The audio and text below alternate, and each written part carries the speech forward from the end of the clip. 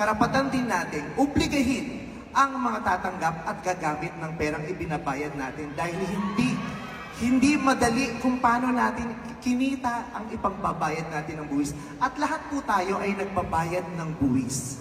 Kung inaakala niyo, hindi naman ako nagbabayad ka ng buwis. Pag gumagamit ka ng shampoo, nagbabayad ka ng buwis. Pag kumakain ka, nagbabayad ka ng buwis. Diba? Sa bawat kilos natin, nagbabayad tayo ng buwis. Hindi nyo lang alam na nagbabayad kayo ng buwis. At dahil sa nagbabayad tayo ng buwis, meron tayong karapatan na tanungin din, nasan yung binayad nating buwis?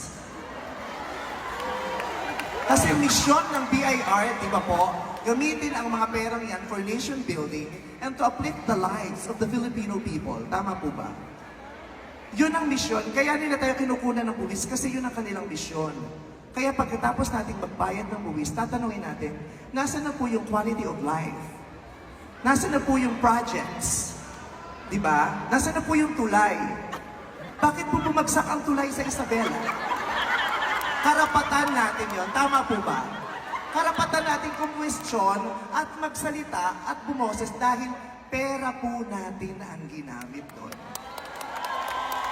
Kaya, lahat po tayo, obligasyon nating magbayad ng buwis dahil tayo rin naman ang makikinabang dyan. At obligasyon din ng BIR na maningil, kaya sa ayaw at sa gusto natin, kailangan nating magbayad. Kasi gagamitin nila yon to uplift the lives of the Filipino people. At pagkatapos natin magbayad ng buwis, tayo naman ang magtatanong, nasa na po ang binayad nating buwis?